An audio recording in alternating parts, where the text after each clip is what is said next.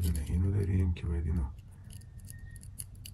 بدیم بره تو خودش، این رو سر پیچا نگهش میداره. بعدش هم این ولی رو مهم نیستی که تو کدوم یکی از سوراخ‌ها یکی رو بزنی؟ همه رو به رویش بخوره کافیه. اون تو باید بدی بره تو خودش، به دلیل فنری بودن داخل این رو دیگه نگه میداره.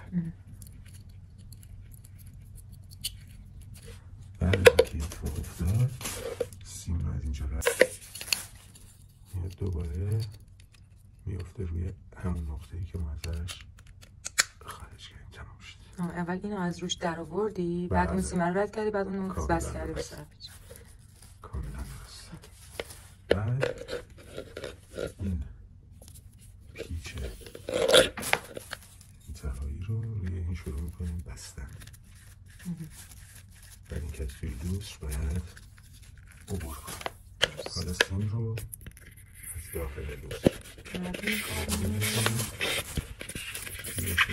این نقطه، حالا سرپیچ باید داخلش بپیچه.